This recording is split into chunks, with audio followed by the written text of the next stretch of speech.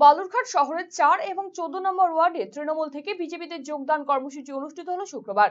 বালুরঘাটের 14 নম্বর ওয়ার্ডে তৃণমূলের ওয়ার্ড সভাপতি, বুথ সভাপতি, তৃণমূল মহিলা ওয়ার্ড সভাপতি থেকে বিভিন্ন কার্যকর্তারা এদিন বিজেপিতে যোগদান করেন। পাশাপাশি 4 নম্বর ওয়ার্ডের বেশ কিছু তৃণমূল কর্মীও এদিন বিজেপিতে যোগদান করেন। দল থেকে তৃণমূল কর্মীরা জানিয়েছেন, দলে থাকাকালীন পদাধিকারীদের যোগ্য সম্মান দেওয়া হয়নি, তাতে অসন্তুষ্ট হয়েই বিজেপিতে যোগদান করেছেন তারা।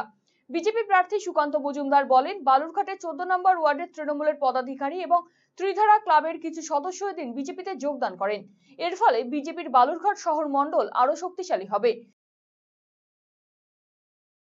আজকে তৃণমূল কংগ্রেসের 14 নম্বর ওয়ার্ড প্রেসিডেন্ট রঞ্জিত সরকারের নেতৃত্বে এবং ওয়ার্ডের মহিলা প্রেসিডেন্ট টুম্পা সরকার, বিশ্বজিৎ দাস ওয়ার্ডের যুব প্রেসিডেন্ট এবং বুথ সভাপতি রমিন সূত্রধর থেকে শুরু করে ওয়ার্ডের আরও বিভিন্ন ওয়ার্ডের মহিলা যারা নেত্রী ছিলেন, জেনারেল সেক্রেটারি থেকে শুরু করে টিএমসির, তারা সবাই, কেউ আইটি সেলের, তারা আমাদের সাথে যোগদান করলেন। এর সাথে ত্রিধারা ক্লাবের সদস্যরা, অনেক কজন সদস্য আজকে যারা 4 নম্বর ওয়ার্ডের বাসিন্দা, তারা আজকে ভারতীয় জনতা পার্টির পতাকা তুলে নিলেন নরেন্দ্র মোদীর কাজ দেখে। আগামী দিনে এনাদের যোগদান আমাদের ভারতীয় জনতা পার্টিকে আরও বালুরঘাট টাউন মণ্ডলে আরও বেশি শক্তিশালী করবে। তৃণমূলের জেলা সহ সভাপতি সুভাষ চাকি জানিয়েছেন, যারা যোগদান করেছে তারা দীর্ঘদিন ধরেই বিজেপির সাথে যোগাযোগ রাখছিল। এই বিষয়ে তাদেরকে সতর্কও করা হয়েছিল।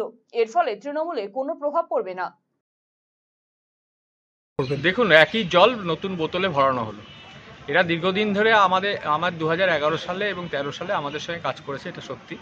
কিন্তু তারপর থেকে আমাদের সঙ্গে অ্যালুপ হয়ে গেছে এবং 14 সালেও এদেরকে আমরা দেখেছি যে বিজেপির সঙ্গে মাখামাখি করতে। 16 সালেও এরা মাখামাখি করেছে, 21 সালে ওরা প্রায় সরাসরি কাজ করেছে। এদের সংখ্যাটা খুব নগণ্য, আর তারপরেও এরা দু নৌকায় পা দিয়ে চলছিল। কোনো সময় আমাদের সঙ্গে এসে আমাদের মিছিল মিটিংয়ে অ্যাটেন্ড করতো, আবার কোনো সময় ওদের সঙ্গে, ওদের লিডারদের সঙ্গে গোপনে আলাপচারিতা করতো।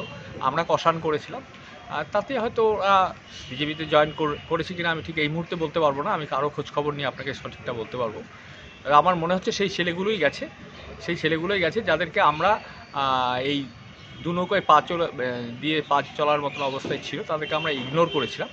তারাই গেছে এবং তাদের দ্বারা আমাদের কোনো ক্ষতি হবে না, তারা অনেক আগেই আমাদের কাছ থেকে সরে গেছে।